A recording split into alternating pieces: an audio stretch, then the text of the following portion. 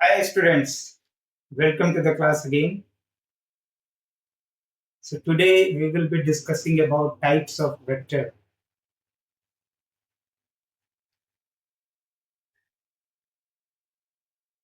तो आइए आज हम लोग स्टार्ट करते हैं एक्सियल वेक्टर से। एक्सियल वेक्टर क्या है?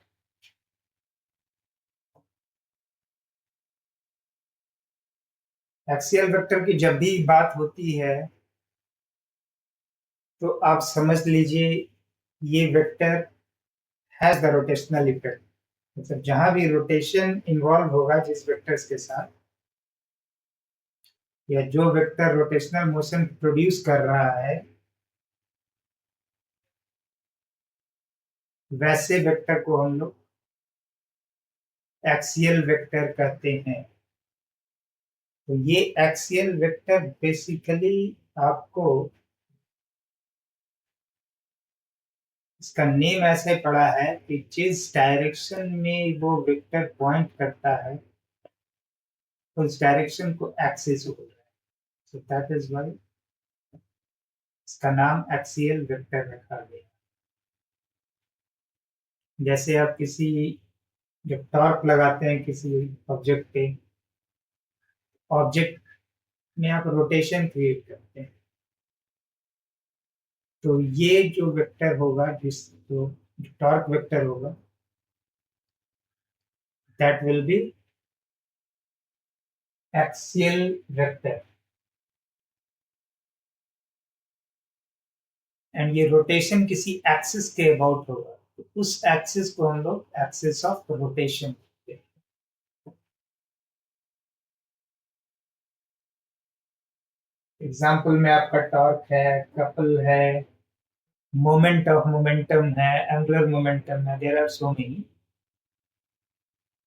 इन चीजों के बारे में हम लोग आगे पढ़ेंगे, बट अभी आप ये समझ लीजिए एक्सियल वेक्टर क्या है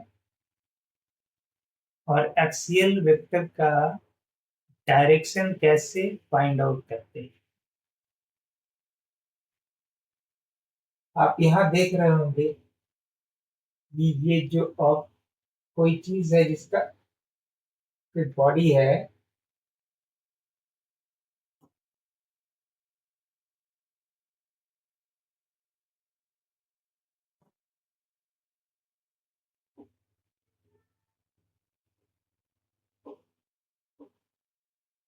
इसका इस डायरेक्शन में रोटेशन हो रहा है। ये रोटेशन का डायरेक्शन दे रहा है। कोई वो बॉडी है वो इस डायरेक्शन में रोटेट हो रहा है। जब आप इसे ऊपर से देखेंगे, if you see it from the top, you will find it कि क्लॉक क्या ये अपोजिट चल रहा है, मीन्स एंटी क्लॉकवाइज डायरेक्शन में इसका रोटेशन है। तो इसका जो एक्सियल वेक्टर होगा उस एक्सियल वेक्टर का डायरेक्शन ये वाला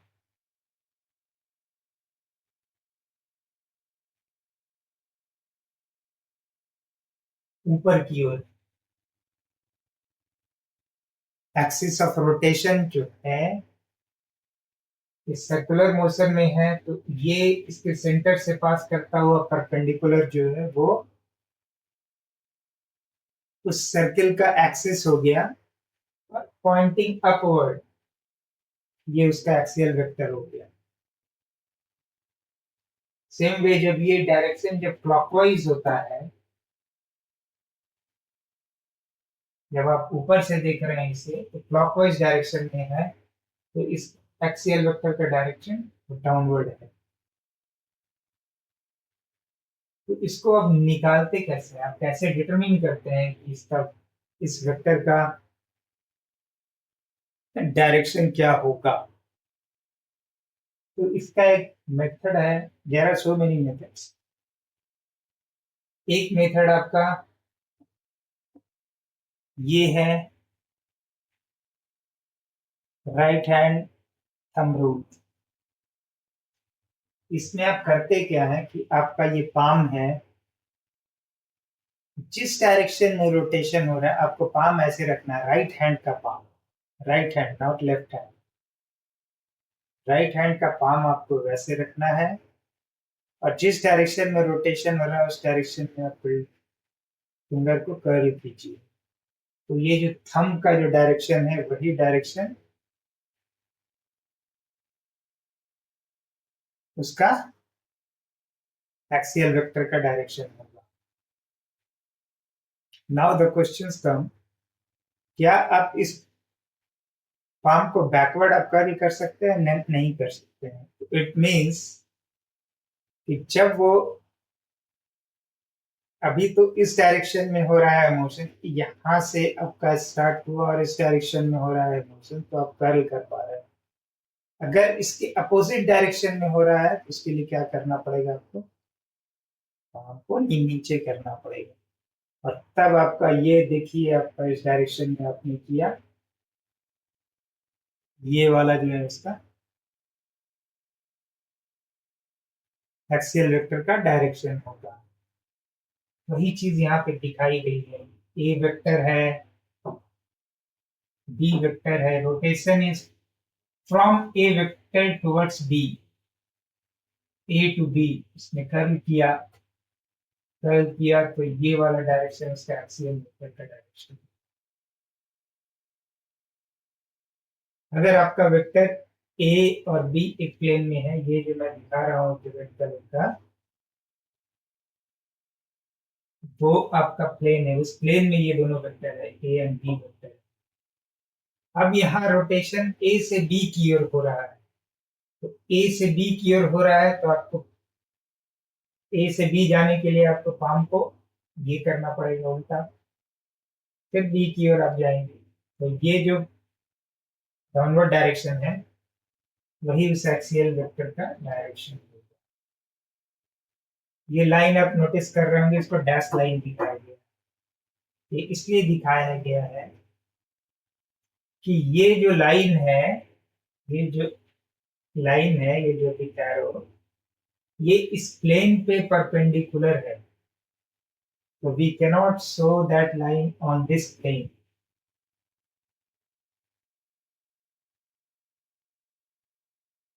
वो प्लेन के परपेंडिकुलर है,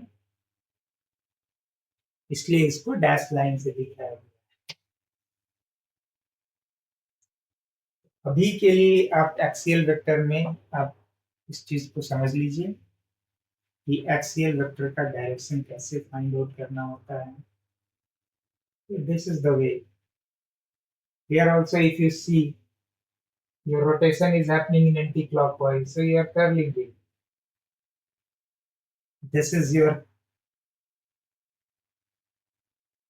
axial vector. In opposite direction, curling it towards the rotation.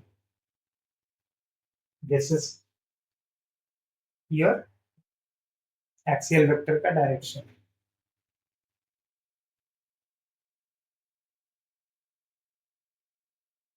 इसी तरह से फर्दर अगर आप सोचना चाहते हैं,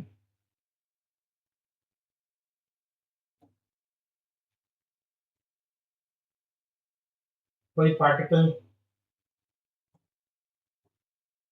इस सर्कल में इस डायरेक्शन में रोटेशन है,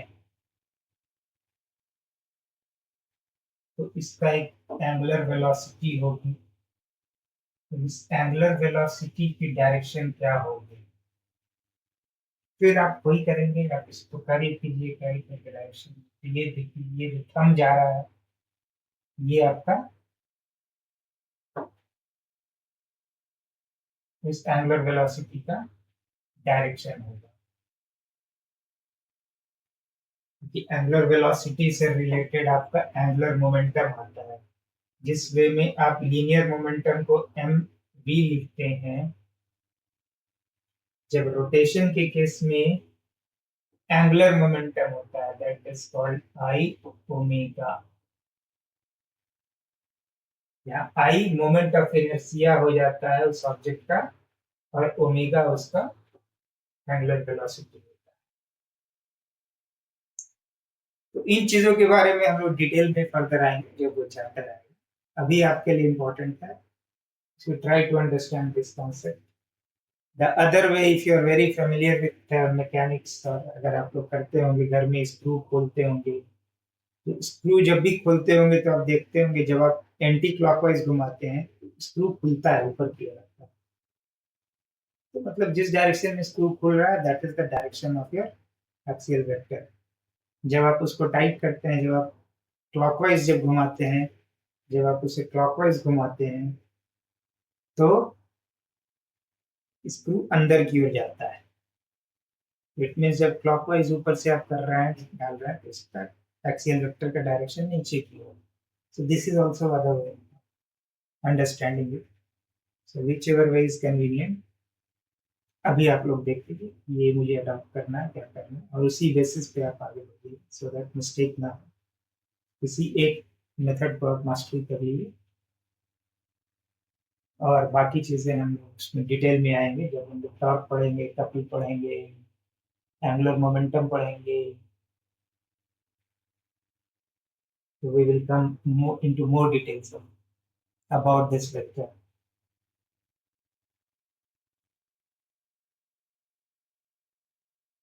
Second type of vector we are mentioning here is zero vector or null vector.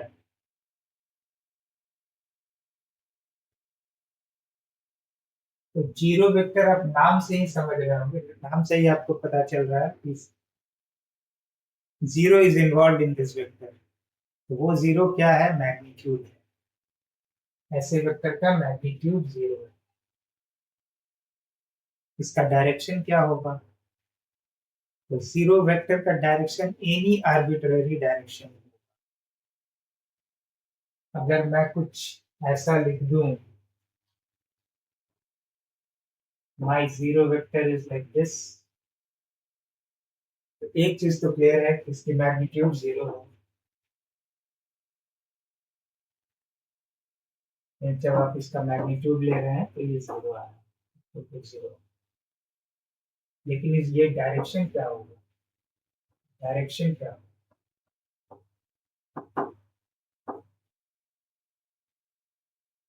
कोई स्टूडेंट बोलेंगे कि भाई, ए स्टूडेंट बोलेगा इसका राइटवर्ड डायरेक्शन, कोई बोलेगा नहीं डाउनवर्ड है, कोई बोलेगा नहीं अपवर्ड है, कोई बोलेगा लेफ्टवर्ड है।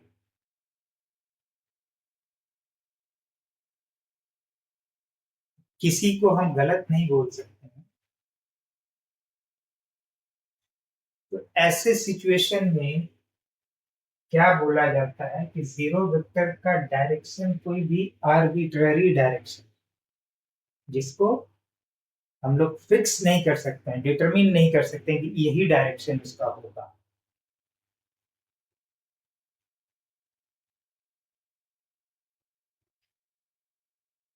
जीरो वेक्टर का सिग्निफिकेंस क्या होगा? अगर आप किसी वेक्टर में,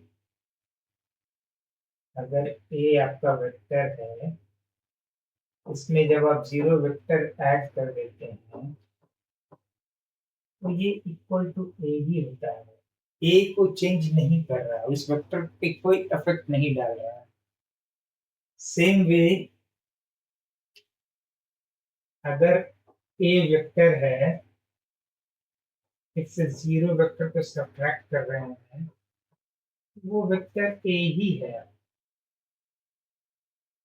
तो इसका मतलब क्या है कि जब एडिशन और सब्ट्रैक्शन करते हैं किसी भी वेक्टर का विथ जीरो वेक्टर, तो उस वेक्टर पे कोई भी असर नहीं पड़ता है, वो वेक्टर सेम ही रहता है। तो फिर इसका नीड क्यों पड़ा? Why it is needed? तो आप इस चीज को आप ऐसा समझ लें कि जब आप दो वेक्टर को सम कर रहे हैं या सब्ट्रैक्ट कर रहे हैं,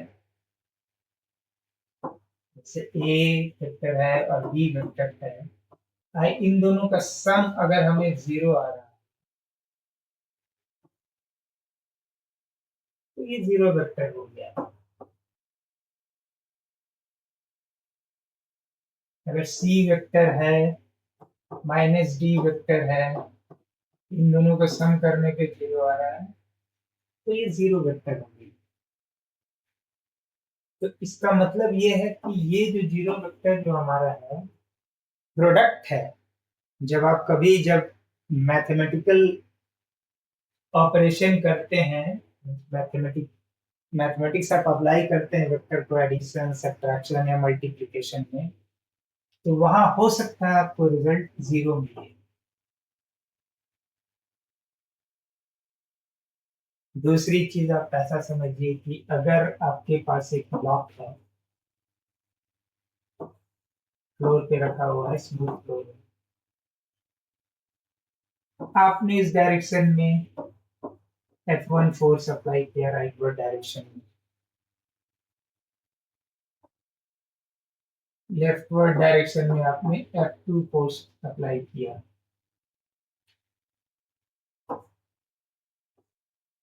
F1 का मैग्नीट्यूड F2 के मैग्नीट्यूड के बराबर है।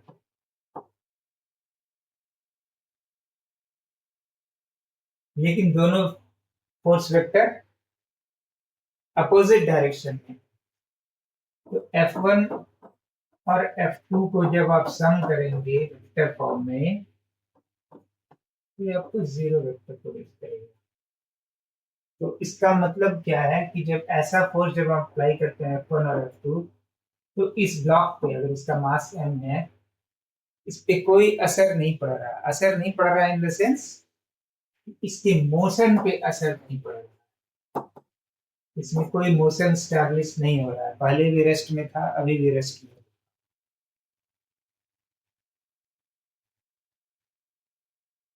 So these are the significance of your zero vector। कि कहाँ और कैसे क्या आता है आपको ये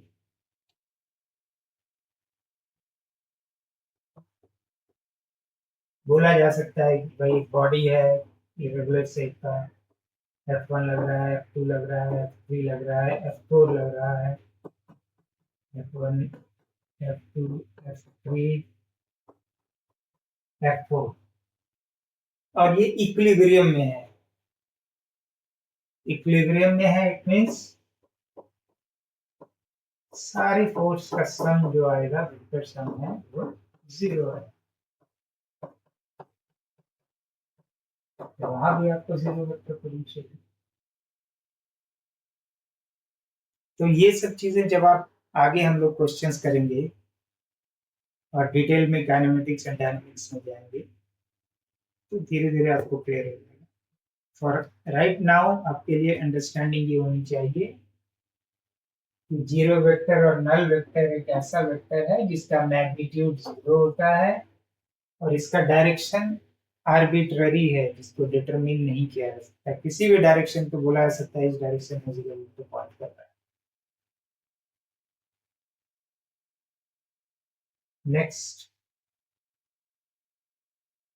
next vector is your unit vector.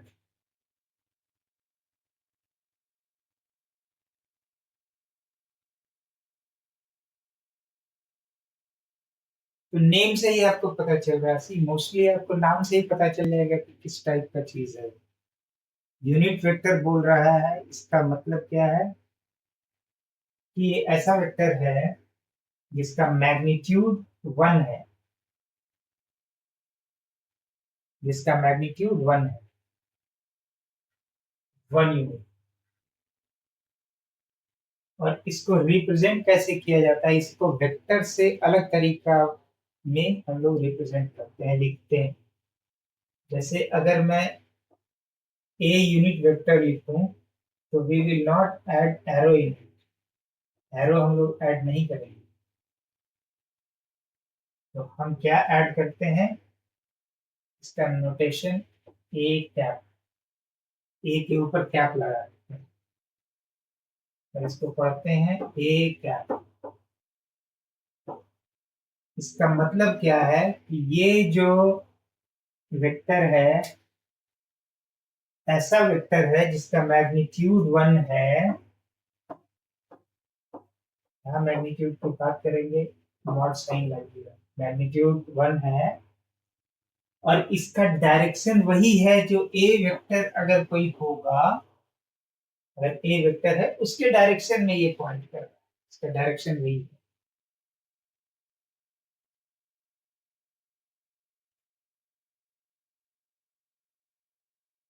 ठीक है।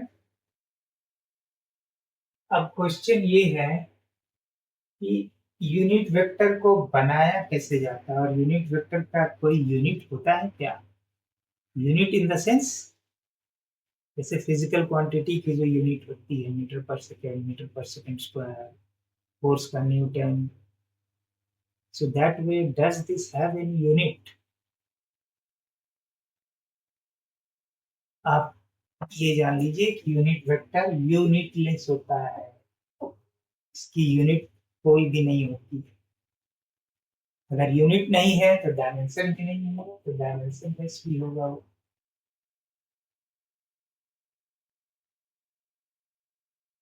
तो फिर इस वेक्टर में है क्या? इस वेक्टर में केवल डायरेक्शन है, ओनली डायरेक्शन। ये केवल डायरेक्शन को बताता है।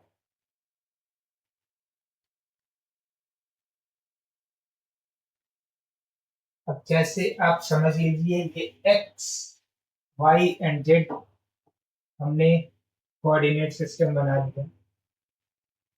तो एक्स के डायरेक्शन में यूनिट वेक्टर जो यूनिवर्सली, अब कहीं भी पढ़ेंगे, कहीं भी जाएंगे, किसी भी बुक में होगा, एक्स के डायरेक्शन में जो यूनिट वेक्टर लिखी जाती है उसको आई कैप से रिप्रेजेंट किया जाता है। वाई के डायरेक्शन में जे कैप से रिप्रेजेंट किया जाता है। जेड के डायरेक्शन में के कैप से रिप्रेजेंट किया जाता है।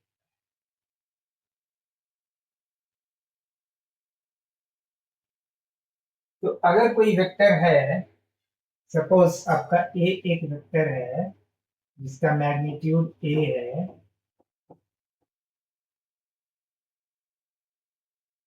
और वो एक्स एक्सिस के पैरेलल है, एंड उसका direction positive direction of the x axis है, तो आप इस ए वेक्टर को ऐसे लिख सकते हैं।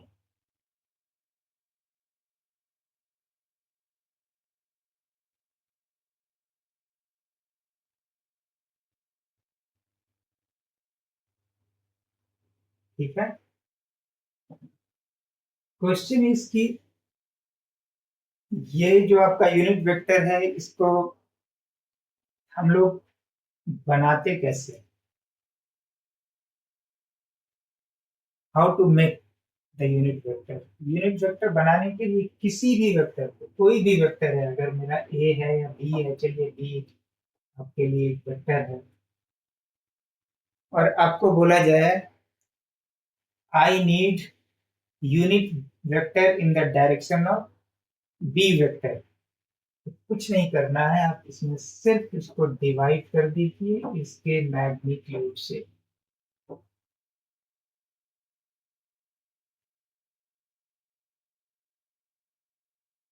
तो आपको ये जो दे देगा, ये जो वेक्टर मिलेगा वो बी कैप हो जाएगा। This is your unit vector in the direction of.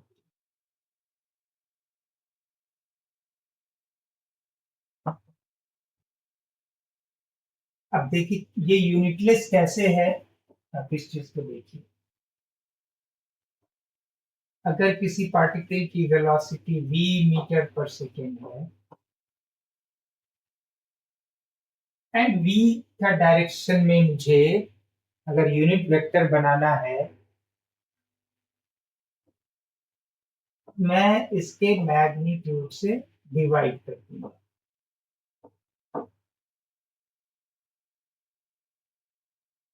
आपको ये यूनिट घट गया, आपको जो यूनिट वेक्टर मिला वो v कैप मिल गया। v cap does not have any unit because unit cancel out हो गया, इसलिए बोल रहे हैं यूनिट वेक्टर इज यूनिटलेस। ठीक है। ये सिर्फ सिर्फ और सिर्फ डायरेक्शन बताता है। अब कौन सा डायरेक्शन बताता है? जिस भी वेक्टर के लिए हम यूनिट वेक्टर बना रहे हैं, तो उस वेक्टर का डायरेक्शन बताता है। तो उस वेक्टर को अगर लिखना है, अगर मुझे v लिखना है, इस वेक्टर को मैं v का मैग्नीट्यूड कर दूं और उसके v कैप से मल्टीप्लाई कर दूं, तो ये आपका वेक्टर बन गया। ये दोनों सेम है।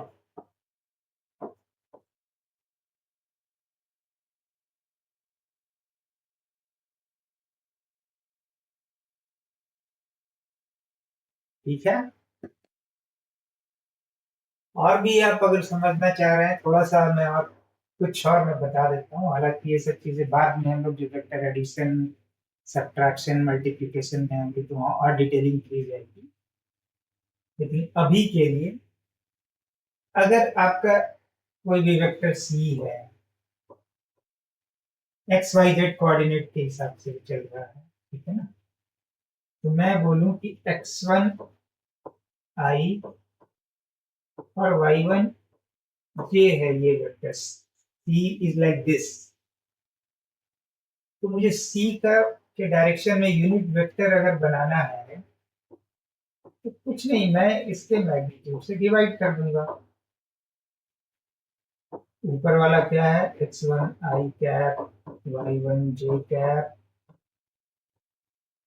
डिवाइडेड बाई c का मैग्नीट्यूड कैसे निकालते हैं हम लोग, इसका square root of x1 square plus y1 square. तो ये जो आपको दे दे रहा है, ये c का यूनिट वेक्टर दे दे रहा है। Same way, it can be added with z component also. Yeah. Okay. आइए नेक्स्ट पे चलते हैं। इक्वल वेक्टर्स, इक्वल नाम से ही पता चल रहा है कि दो वेक्टर अगर p और q है and p is equal to q है, इसका मतलब क्या है कि p का मैग्नीट्यूड भी q के बराबर है और डायरेक्शन भी दोनों का सेम है।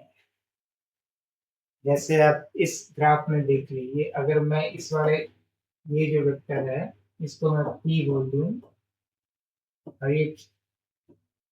और ये वाला q है,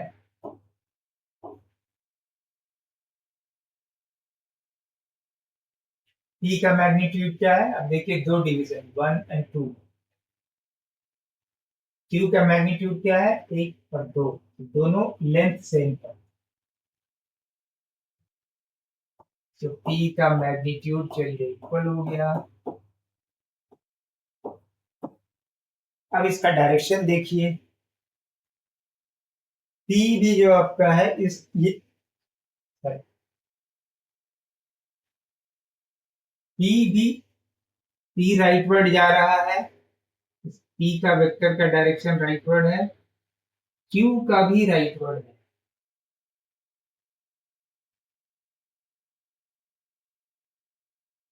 q का भी राइटवर्ड है। तो देख रहे हैं आपका डायरेक्शन भी सेम हो गया, डायरेक्शन भी सेम हो गया, मैग्नीट्यूड भी सेम हो गया। अगर इस डायरेक्शन में, अगर इस डायरेक्शन में,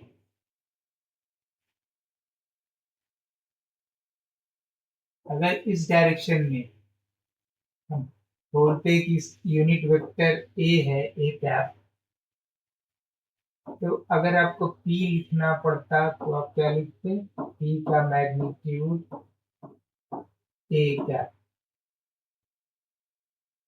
and p is equal to q है, q का मैग्नीट्यूड भी आपका ए कैप। तो आप ऐसे भी लिख सकते हैं इसे। तो इक्वल वेक्टर का मतलब ये है मैग्नीट्यूड भी सेम है, भी सेम है, डायरेक्शन सेम। ओके, आइए नेक्स्ट इस पे चलते हैं। Negative of A vector, negative of A vector, किसी वेक्टर का निगेटिव वेक्टर क्या है।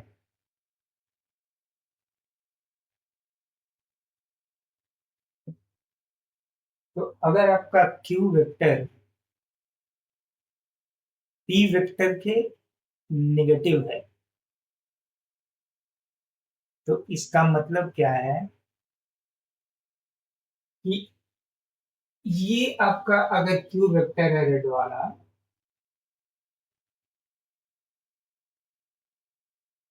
तो पी वेक्टर यहाँ है। मैग्नीट्यूड देखिए दोनों का सेम, लेकिन डायरेक्शन अपोजिट है। तो हम कह सकते हैं क्यू वेक्टर जो व्हाइट वाली है, ये पी वेक्टर अगर रेड वाली है, तो क्यू वेक्टर पी का नेगेटिव वेक्टर है, जो यहाँ दिखा है, Q is equal to minus P. और जब क्यू को अगर माइनस पी के इक्वल है, पी को आप इस तरफ लाएंगे, तो क्यू प्लस पी आपको एक जीरो वेक्टर प्रोड्यूस करेगा।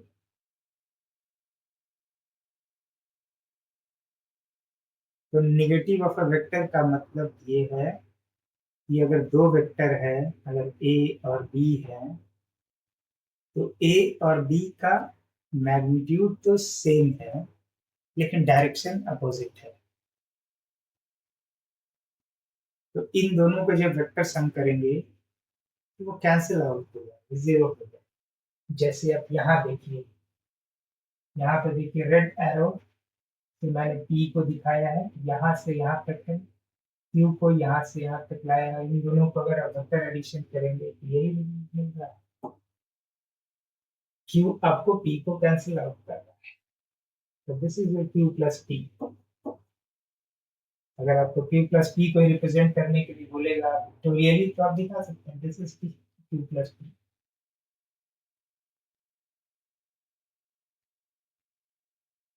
आइए नेक्स्ट पेज पे चलते हैं। Multiplication of A vector. Vector को कैसे मल्टीप्लाई किया जा सकता है? नहीं किया जा सकता है? यस, किया जा सकता है, लेकिन वेक्टर को किसी रियल नंबर के साथ ही मल्टीप्लाई कर सकते हैं, in a simple algebraic way. Otherwise vector to vector multiply किया जाता है, बट उनका रूल अलग हो जाता है। बट यहाँ जो मल्टीप्लिकेशन की बात चल रही है, multiplication of A vector by a number, मतलब अगर पी वेक्टर है और उसको अगर मैं टू से मल्टीप्लाई कर दूं, तो ये एक नया वेक्टर बन गया, जिसका मैग्नीट्यूड टू टाइम्स का पी वेक्टर हो गया, और डायरेक्शन वही है जो पी का है। उस चीज को यहां से आप देख लीजिए, अगर ये पी है, ऊपर वाला जो छोटा वाला है, देखिए एक डिवीजन, अगर मैं रियल नंबर टू से इसको मल्टीप्लाई करके नया वेक्टर बनाऊं, तो ये डबल द पी हो जाएगा। तो देखिए दो डिवीजन आ गया आपका, दोनों का डायरेक्शन सेम है। तो वेक्टर को इस वे में मल्टीप्लाई किया जा सकता है अगर वो नंबर निगेटिव है। जैसे यहाँ आप देखिए, ये एक वेक्टर है, ठीक है, ये आपका वेक्टर है, इस डायरेक्शन में जा रहा है, इसका मैग्नीट्यूड ये है, वन डिवीजन, इसको माइनस टू से मैंने मल्टीप्लाई कर दिया, तो मुझे इसका इसका जो मैग्नीट्यूड है उसका डबल मैग्नीट्यूड मिलना चाहिए। डबल मैग्नीट्यूड हो गया, इसका डायरेक्शन क्या होगा, माइनस साइन आ गया है, तो इसके अपोजिट हो गया, ये इधर जा रहा था, ये वेक्टर इधर पॉइंट, ये वेक्टर इधर पॉइंट कर रहा था, माइनस टू पी वाला वेक्टर इधर पॉइंट कर। तो इस वे में वेक्टर को मैग्नीफाई किया जा सकता है, बड़ा बनाया जा सकता है, उसको रिड्यूस किया जा सकता है, ठीक है, या उसके डायरेक्शन को रिवर्स किया जा सकता है by applying with a negative number. Let us go to the next page. Collinear vector. सबसे पहले कोलिनियर वेक्टर आते हैं,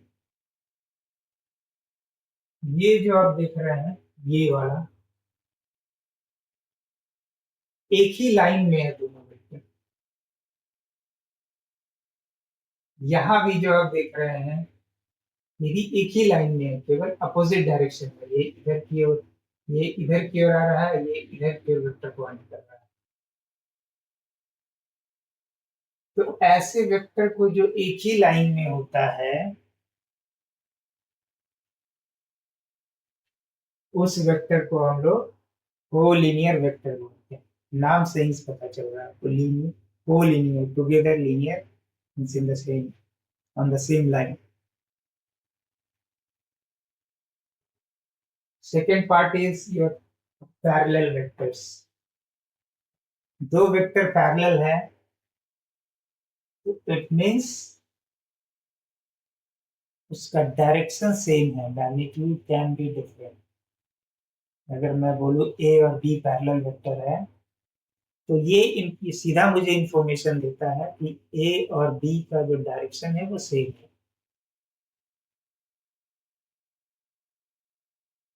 मैग्नीट्यूड कैन बी डिफरेंट। जैसे यहाँ देखिए, ये दोनों, ये पैरेलल वेक्टर है, इसका मैग्नीट्यूड डिफरेंट है, इसका मैग्नीट्यूड डिफरेंट है, बट दोनों एक ही डायरेक्शन में है। तो ये आपका पैरेलल वेक्टर हो गया। ये कोलिनियर लिख देता हूँ। अब anti parallel is opposite of parallel. मतलब वेक्टर, जो दो वेक्टर या एन नंबर ऑफ वेक्टर्स है, लेकिन राइट नाउ हम लोग दो वेक्टर की ही बात कर रहे हैं। तो ये दो वेक्टर का अगर डायरेक्शन अपोजिट है, एक दूसरे, एग्जैक्टली अपोजिट है, मीन्स एक ईस्ट की ओर जा रहा है तो दूसरा वेस्ट की ओर हेड कर रहा है, तो वैसे वेक्टर को हम लोग एंटी पैरेलल वेक्टर बोलते हैं। पैरेलल का अपोजिट हो गया anti parallel.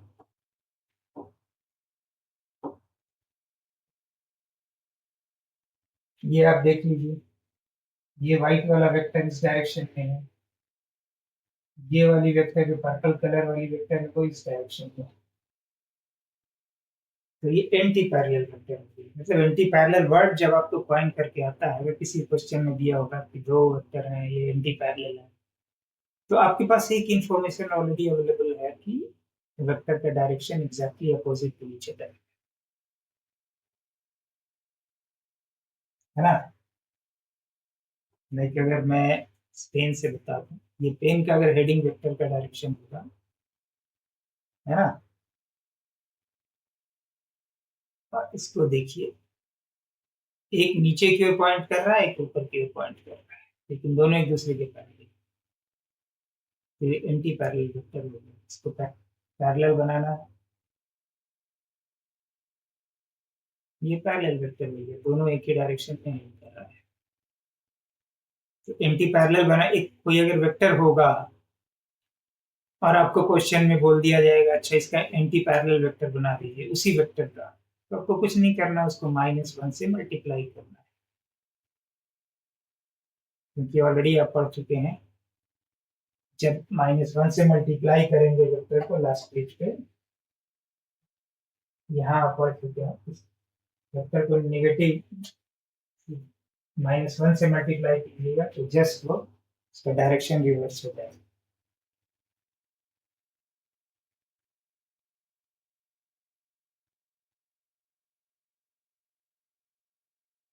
Concurrent vector. Can you get from its name that what should be the concurrent vector? Concurrent का मतलब है एक ही पॉइंट से वो सारे वेक्टर ओरिजिनेट कर रहे हैं। यहाँ देखिए, ए vector, B vector, C vector, D vector, ये चारों वेक्टर इसी पॉइंट से ओरिजिनेट कर रहा है। तो ऐसे इस ग्रुप ऑफ वेक्टर्स को क्या बोलते हैं? Concurrent vectors. मतलब उसकी ओरिजिन सेम है, ओरिजिन पॉइंट जो है वो सेम है। इसमें आप नोटिस कर रहे होंगे, ये ब्लू वाला डॉटेड लाइन में दिखाया गया है। डॉटेड लाइन में दिखाने का ये मतलब है कि ये जो बोर्ड है, इसमें केवल आपका 2 डायमेंशन,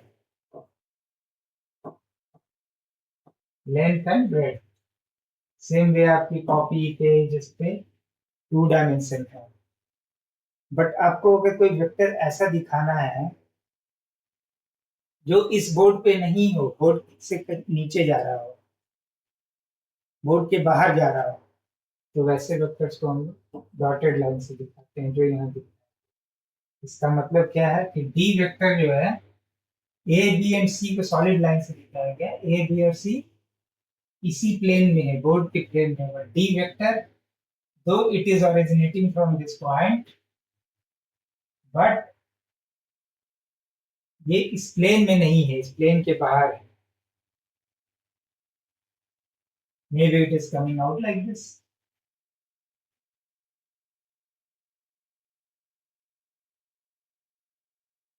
तो कॉन्करेंट वेक्टर को कोई जरूरी नहीं है कि एक ही प्लेन में होना चाहिए, can be in a different plane, but origin same होना चाहिए, ओरिजिन पॉइंट एक ही होनी चाहिए।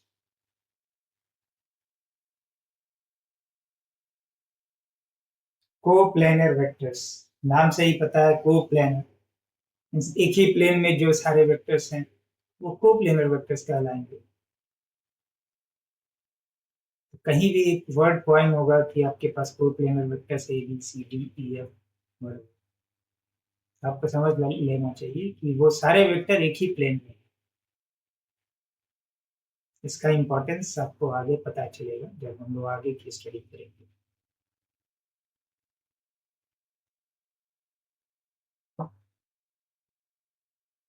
ये जो येलो लाइन से जो आपको दिखाई जा रही है, वो एक एक्चुअली प्लेन को रिप्रेजेंट कर रहा है। समझ लीजिए एक बोर्ड है, उस बोर्ड पे सारे वेक्टर्स हैं पी क्यू एंड आर, तो उसी प्लेन पे है, इसलिए इसका नाम को प्लेन है।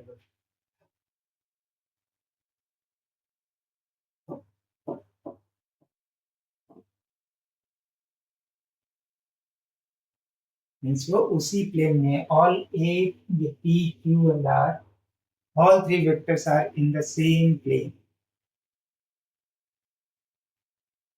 So this type of vector is, a group of vectors are called coplanar vectors.